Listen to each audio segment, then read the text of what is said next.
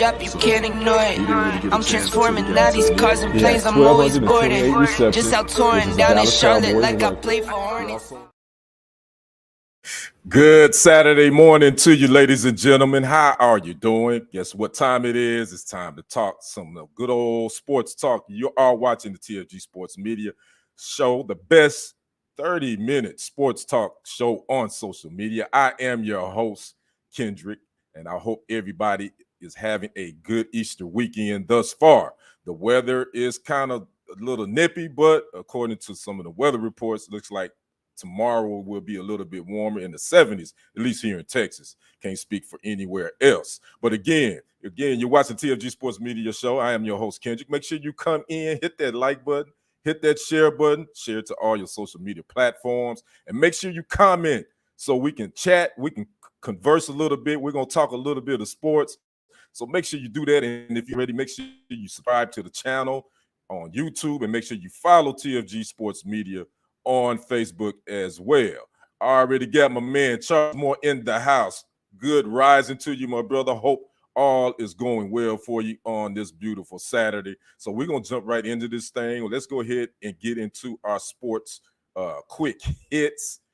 And we're going to start off with number one. We're talking that welterweight super fight, according to reports now.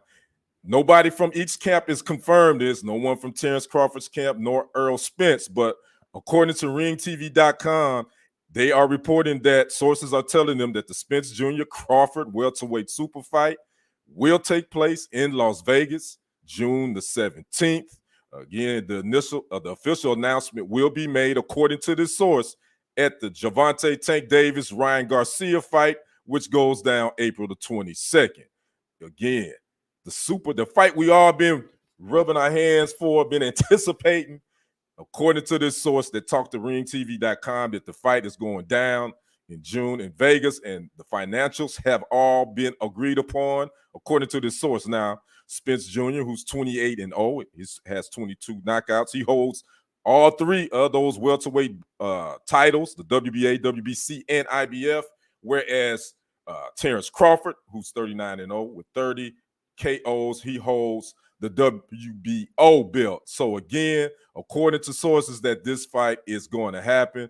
That's right. Finally. But again, Charles, no one's from either camp has really said much about this. This came from a source that talked to ringtv.com. So again, I think it's going to happen, but until I hear from someone from the Crawford's camp or from Spencer's camp confirm this, I'm still 50-50 on the fence, but it makes it exciting to talk about. So we'll see. So you got something to look forward to. Plus, we do have that Ryan Garcia and we have that Gervonta Tank Davis fight coming up too. So we still got something to look forward to with that as well. So that's our first quick hit. Let's get to our second quick hit. Let's talk about men's national champ. They kind of been the afterthought. But yes, if you didn't know, UConn won the school's 5th men's national championship on this past Monday night. They defeated San Diego State 76-59. Now it's the first title for the Huskies' new head coach Dan Hurley, and it's the school's first title since 2014. The most outstanding player, Adama Sonogo, he had 17 points and 10 rebounds, and UConn was just the second number 4 seed to win the NCAA tournament since the selection committee started seeding teams in 1985. Arizona did it as a number 4 seed in 1997. So again, we want to give hats off to UConn for winning the men's title. It took a backseat to, to the women's title game, and we're going to talk about that in a minute. So again, shout out to UConn. Spence has been ducking Crawford. That's what Charles say. It define ducking. And you and I both know when it comes to boxing, it's about getting what you want when it comes to the finances. So, yeah, we can say that about Floyd Mayweather ducked some people too.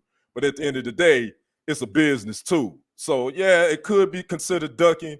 But if the financials ain't dotted, the I's and dotted and T's crossed, that's kind of how the boxing game is now. Do I like it? Nah, I don't like it. I think you should fight the best fighters. But again, I get it. It's a business. So it is what it is. So there you have it. With that, those were our quick hits for this Saturday morning. Now let's move on to, LSU's Angel Reese versus First Lady Jill Biden. But first, before we get to the meat and potatoes on that, let's take a look at this video that kind of got all this stuff going. Let's see. Let me cue it up. Let's see if we can play.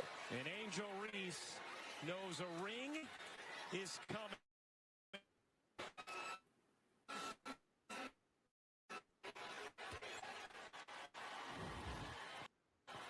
And Angel Reese knows a ring is coming.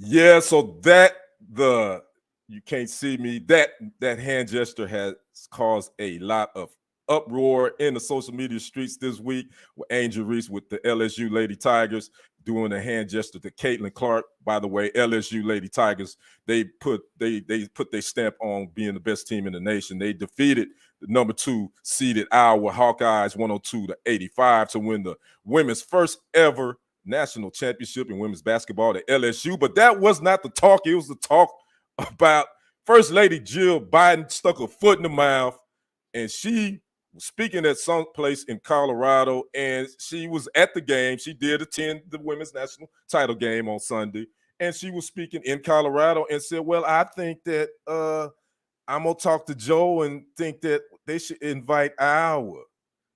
Where they do that at? Where do the second place team get invited? The runner-ups get invited to the White House. So again, it caused a big firestorm. Angel Reese, and she ain't having it. She wasn't feeling it. She's like, no, I felt disrespected from the beginning. Angel was already feeling disrespected because Jill Biden was supposed to go into the LSU Lady Tigers locker room prior to the game, but she did not visit with them. Don't know the reason why, but she did not go into their locker room. But again, this didn't sit well with LSU's Angel Reese, and she would tweet out her response and a joke with some laughing emojis. Then on Tuesday, this happened on Monday. On Tuesday, the First Lady's press secretary tried to do damage control and clarify what Jill Biden said, saying that her comments in Colorado were intended to applaud the historic game and all women athletes, and she looks forward to celebrating the LSU Tigers on their championship win at the White House. But again, Angel Reese was like, nah, we're not coming. We want to go see the Obamas. That's what Angel Reese, on a interview she did with The Pivot, I believe, with Brandon Marshall. Well, now Angel Reese saying, because LSU did accept the invitation to go to the White House, now Angel Reese said that it wouldn't look right for her being the captain, her being the leader, for her not to attend with her teammates. So she will be attending the White House with her teammates whenever that date is set to visit President Joe Biden. So it's going to be interesting to see if Jill Biden is going to be there and they actually interact, because I'm sure that's going to be somewhat of an awkward moment. But again, she put her foot in the mouth. Again, let's not be doing this stuff. You put these young ladies in a bad place. First of all, you put Iowa's team in a awkward position by saying that, because their head coach would be like, well, what do I do? Do I accept? Do I not accept? And then you put LSU feeling some type of way because, like, okay, if we would have lost, would you have extended that same invitation? And we all know what this looked like, and people can say what they want. Let's be real. It's black and white. Don't say race isn't involved. We all see race. People say they don't see color, and when people tell me that, I kind of give them the side eye, because we all see color, no matter what the situation is. So again, Jill Biden made a faux pas by even suggesting that. We already live in a country where people think that participation trophies should be given to, even if you didn't win, everybody that competed should get a trophy. Nah, it don't work like that, because the real world don't work like that. So again, she had to walk that back. Angel Reese will be attending the White House with her teammates. I hopefully we can put this abreast, because the one thing that really has gotten lost is how great a game that was on Sunday, and how now the spotlight is on women's college basketball, as it should be. Again, I'm a women's basketball watcher. I watch more of the college games than the WNBA, but I think that, you can say what you want, and Jerry Jones, I think, has said this before. There's no such thing as bad press. I know people was talking about the Angel Reese and the taunting, but Caitlin Clark did it too. I think that's got lost in this conversation. She did it against Louisville, and she's known to talk trash, and that's competing. There's nothing wrong with two women athletes at the top of their game competing, and a little trash talk happening. So be it. That's part of the competing. That's part of athletics. So I ain't have a problem with Angel Reese and that, and I ain't have a problem with Caitlin Clark doing it to Louisville, and also telling a Louisville player or someone that she competed against. She told him, "Shut up and look at the scoreboard. You're down by 15." That's athletes. That's what you do when you're at the top of your game. So I ain't have a problem with either one of them. Caitlin Clark didn't have a problem with Angel Reese doing that, but I had a problem with Jill Biden sticking her foot in her mouth and then want to try to invite try to kill the LSU Lady Tigers moments. Charles Moore said, yeah, 9.9 million viewers watched the game. Yeah, that's the highest watched NCAA women's college game in history. NCAA women's game, not NCAA game total. Just want to make sure people watch this.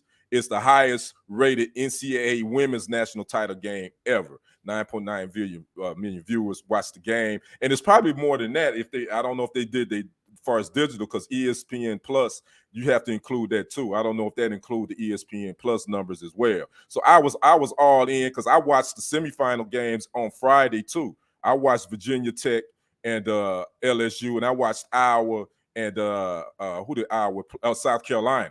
Both of those games were great games too. So this whole women's Final Four tourney, I think it got some eyeballs, and it showed, in my opinion, and it always, in my opinion, that I knew the women's game was pretty tight. So we'll see what happens. So again, LSU will be visiting the White House with their leader, and they all time and she has done a lot of interviews. If you haven't seen, Angel Reese has been all over the place, and for a 20-year-old, she handles herself well in front of the camera. I must admit, she does handle herself well, and I like her confidence she has. As Charles says, the women's game was better than the men's. Yep, I agree, Charles. I said that. It was.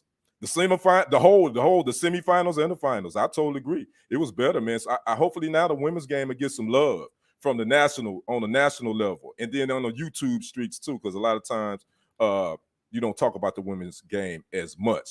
All right, speaking of, we're going to stay in basketball. We're going to move on to the NBA. We got the playoffs coming, and the seeding is pretty much set. I watched the Mavericks and the Bulls last night. The Mavericks didn't play Kyrie Irving. They didn't play Christian Wood. They still had a chance to get into the playoff game and play-in game, and they screwed that up. Basically, they basically said they were going to tank.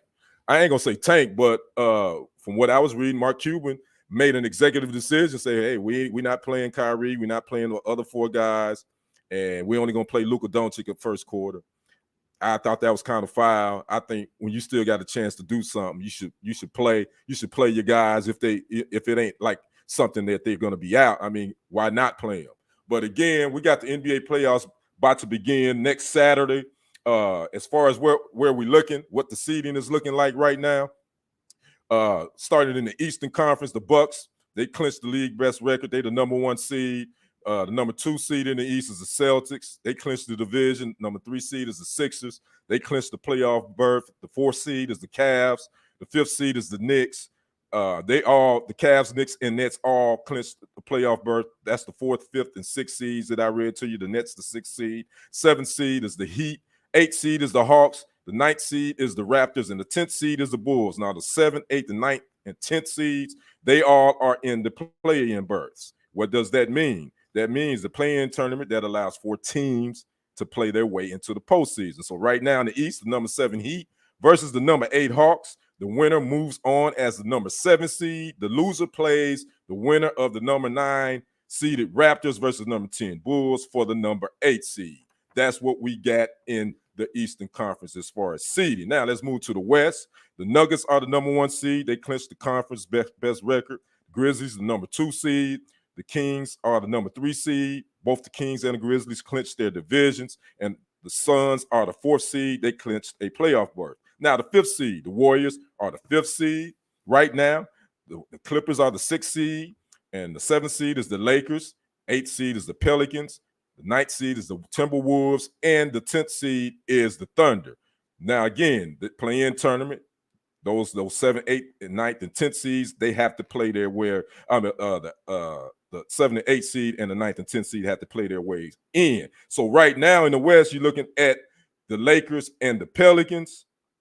They're going to be one play-in game. Then you got the Timberwolves and the Thunder. So the Lakers and the Pelicans, the winner advances as the number 7 seed. The lower seed plays the winner of the number 10 Timberwolves and number 10 Thunder for the number 8 seed. Now the number 9 seed Wolves and number 10 seed Thunder. The winner advances to the elimination game versus the loser of the Lakers Pelicans for the 8th seed. The loser is eliminated from the play-in tournament altogether.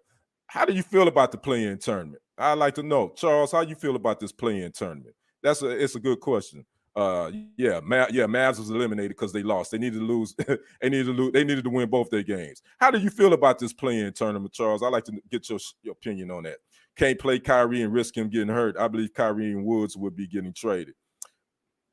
I've been reading reports where they're saying the Mavericks going to do all they can to re-sign Kyrie. So yeah, it's going to be interesting to see what they're going to do. I'd like to know your thoughts though on the play-in tournament, Charles. Do you think that's a good thing for the NBA, or should it just go back to the way it is? The top 8 seeds get in, and don't even have this play-in tournament at all. Obviously, that's extra revenue for the league, so we'll see. Now, some of the key notes, some of the key stories that you can be looking forward to. The Warriors look like they're going to get Andrew Wiggins back. He's been out for the last 7 weeks due to personal reasons. It was a lot of chit-chatter on social media about some transgressions that happened with his wife and other things, which I don't really read into all that. That's that chit-chatter. That's that gossip stuff. But he looks like he's going to be back after missing like the last almost 2 months of the season.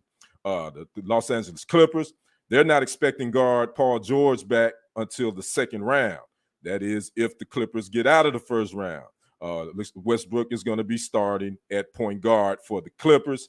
So there was another storyline. The Clippers, they picked up Westbrook, and it's been so. I'm glad Westbrook got out of the Lakers situation though, because to me, that wasn't a good situation for him. I think he took a lot of the brunt for what was going wrong, but I mean, some of it was his own doing as well.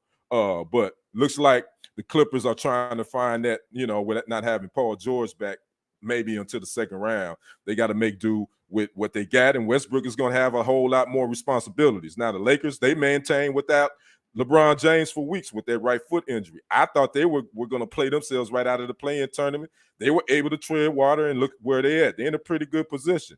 They had that big trade. They brought in some new blood. So the Lakers, they got us. I ain't saying they're gonna win the championship, but they got a shot. Now James has only lost once in his previous 15 playoff trips in the 1st round. So that is going to be something key to look at as well. Charles says that matchup in the Western Conference, number 4 Suns versus number 5 Warriors. Play-in tournament is the only thing that makes the 1st round exciting. Yeah, I see your point on that. But you're right about that Suns Warriors matchup. I think that's going to be a good one. And I think the Suns are rounding into into shape, man. I think they're going to be ready. I think it's going to be a dog fight. I think the Western Conference is somewhat wide open, but I think the Suns and the Grizzlies and the Nuggets are going to be the teams, man, that's really going to be the teams to watch. And also in the East, my I got to go with my birth city, Milltown, the Bucks and the Celtics right now, and the Sixers going to make some noise too. And then kind of look out for them Cavs and Donovan Mitchell. Donovan Mitchell has been playing some ball. He's been balling out since that trade over there in Cleveland. So that's going to be something else to look at. Charles says, pull up your comment, Charles. Charles says, LeBron sure did heal quickly, just in time for the playoffs. Yeah, he did, didn't he? He really did. Yeah, he see, and he's happy about them finishing 42 and 39 too, Charles. He's kind of happy with where, I don't know. I don't know how you could be happy with playing when you have Anthony Davis and you did have Russell Westbrook a little bit. I don't know if you could be happy by winning 42 games and being the 7th seed and having to play in the play-in game. I don't know. I wouldn't feel happy about that. I don't think MJ would feel happy about that. I don't think Kobe would feel happy about that. I don't think Magic would feel happy about that. I don't think Bird would. I don't know. That's, in my opinion, that ain't nothing to be happy about. But the playoffs are upon us again, starting next weekend. So I will be sitting in front of the TV. I like to know who you guys got, what matchups you think is going to be the toughest one, and will there be a surprise? Will there be any surprises? Again, like Charles said, I think that number 4 and 5 seed, the Suns and Warriors, that is going to be one to keep your eye on for sure. Charles says in the East, it's Boston, Milwaukee, and Philly. Yep, I agree with that. I think the one team that could sneak up on somebody is the Cavs. That's the only other team I think in the East that could sneak up on somebody. Charles also says he's happy because AD always hurt. They probably shouldn't be in the playoffs. They shouldn't be. But those key additions they brought over in that trade, I think, helped them out a whole lot. I think that's what happened. I think that's why they are where they are. So, again, I'm looking forward to it, ready for these playoffs to jump off. April the 15th, check it out. The play-in games actually start April the 11th. Now, let's move on to a big-time merger that happened. Don't know if you heard about this, guys, but the UFC and WWE are partnering up into an entertainment company, and it's going to be called the Endeavor Company will be the name of it, and it's the parent company of the UFC and the WWE. They formed a new publicly traded company. It's going by TKO on the public traded market, which will consist of the MMA and pro wrestling brands. Now, Vince McMahon will serve as executive chairman of the 11-member board. Dana White will continue to serve as president of UFC, and Nick Khan as president of the WWE. Now, Khan says the focus will be on full integration between UFC and WWE, not so much interested in getting into the boxing industry. So, again, the UFC, WWE are partnering up into a big-time entertainment company. I think they're saying this company is going to be it's going to create $21.4 billion. That's right, $21.4 billion. Now, I have to be honest. I'm not a big wrestling fan, and I'm not a big UFC guy, but I know those two are popular sports. They got a big following on social media, especially UFC, WWE, Dana White. It's funny, man, how both those guys, WWE, Dana White, it kind of flew under the radar when he slapped his wife. He didn't get that much scrutiny for that. Then we got Vince McMahon, who had resigned as WWE president this past summer because he'd been paying hush money to his tryst, his side pieces, his sneaky links, and he's resigned. But then in January, he comes back and they welcome him back with open arms. I tell you, man, money and power, that's only it's privileges. When you got money and power like that, you can you can call your shots and you can do what you want to do. So now he's getting ready to be a partner up with the UFC, and they're getting ready to create $1 billion company. Go figure. Again, I'm not a big WWE guy. I don't watch wrestling like that. And I definitely don't watch UFC, but I get the excitement. Again, I get it. It is a big time money-making industry. I couldn't even tell you the marquee names. Matter of fact, I think WrestleMania will just happen last weekend, if I'm not mistaken. See, I ain't even know. I think WrestleMania went down. Again, my wrestling fans, y'all tell me how was WrestleMania 30? I think it was 39. Leave it in the comments. Let me know if you checked it out. So again, UFC, WWE partnering up to the Endeavor Company. and it's going to be worth $21.4 billion. I'd like to know what you guys think about that. Make sure you drop a comment and if you watch this later, and let me know how you feel about Vince McMahon and Dana White coming up, partnering up, big money. So we'll see what happens with that. Now let's get down to our sports wrap. My sports wrap for today is I was scrounging the internet and I ran across something that I did not even know was out. I don't know if you heard, but there's a new movie out called Air. And it is about Michael Jordan negotiating his deal with Nike. I did not even know this was out. It dropped on April the 5th. Now, the movie was produced by was directed by Matt Damon. And again, it documents MJ's endorsement deal with Nike.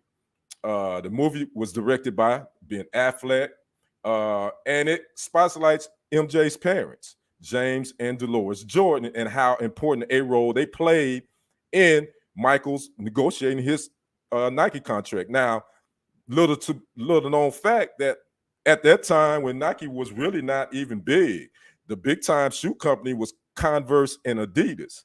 And according to what I've read about this movie, Michael wanted to sign with Converse, which is what he wore at University of North Carolina, and he practiced in Adidas. So he would go with both of those, either one of those companies with his rookie deal. Well, Sonny Vaccaro, if you know that name, he was a big time salesman. He was played by Matt Damon in this movie. He was the guy that was trying to get Mike to sign with Nike, and he gets pushed back from the Nike's executives and Mike's agent, Michael Jordan's agent at that time, David Falk, that Jordan didn't want to roll with Nike. He wanted to go with Converse or Adidas.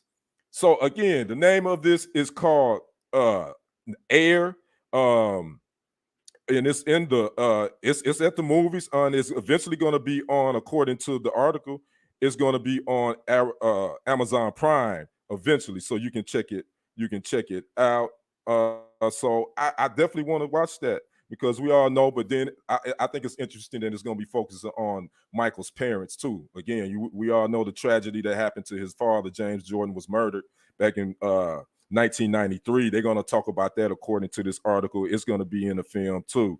And a lot of people want to know, where's Dolores Jordan now? Where's Mike's mom? She actually still lives in Chicago. She runs the James R. Jordan Foundation. So all that. So how can you watch it? It premiered in movie theaters on April 5th. You can learn more about it and find it at mgmstudios.com/air. You can find where it's airing, and the film will later be available for streaming on Amazon Prime Video, but a release date for when that will happen has not been released. So again, check that out. Air. Interesting. You learn a whole bunch of stuff all the time. What Charles says, probably by Ben Affleck and Matt Damon Company. Yes, it was. Ben Affleck actually directed it. I think I said Matt Damon, but Ben Affleck actually directed it. Matt Damon stars in it as well. Affleck met with Jordan and MJ. Only request was he wanted Viola. Yeah, and she does. Viola Davis does play his mom in the movie again, and it focuses on a little bit more. It shows. I think they wanted to show the impact that Michael's past had on his rookie deal, and just on his negotiations and all that. So I'm looking forward to see it. I definitely want to check that out. So that'll give you something to watch. Again, if you want to check it out, I guess Google MGM Studios or Google Air, and you can find out where it will be showing. So again, that is my sports wrap for today, and that's a wrap for our show. I want to thank Charles for always popping in. Appreciate you, brother. Those that watch this later, make sure you comment in the comment section. And if you haven't already, make sure you subscribe to the channel. That's TFG Sports Media on YouTube. Make sure you like and follow TFG Sports Media on Facebook. And do me a solid, also subscribe to my YouTube channel, personal one, Kendrick Sports Hustle, SportzHustle on YouTube. And like and follow Kendrick Sports Hustle on Facebook as well. So I hope everybody is going to have a great Easter. I don't know what your plans are. Looks like Charles says, looks like a good movie. Yeah, I think it will be, brother. I hope everybody enjoy your Easter with your family, whatever that you may be doing. if you're looking for something to watch later on today, check out my man Lee Black. I'm assuming he's going to do his show, Real Talk for Real Men, on TFG Uncut, TFG Ratchet. You can check him out at 6 p.m. Central Standard Time, 7 p.m. Eastern, again on TFG Uncut, TFG Ratchet on YouTube. So I'm going to cue up my outro so I can get out your hair. So again, I hope you guys have a great rest of your Saturday and enjoy your Easter Sunday with your fam. Again, it's been TFG Sports Media Sports Show. You catch me here every Saturday at 11 a.m. I'm Kendrick. Y'all have a out. Peace. I press the button and the doors go up. Whoa, that money clip us now, the new now looks like. Whoa, upgrade her diamonds, now her girlfriends are like. Whoa, whoa, whoa, whoa, whoa, whoa. I hit record a drop, you can't ignore it. I'm transforming now these cars and planes, I'm always boarding. Just out touring down in Charlotte like I play for Hornets. When I'm performing,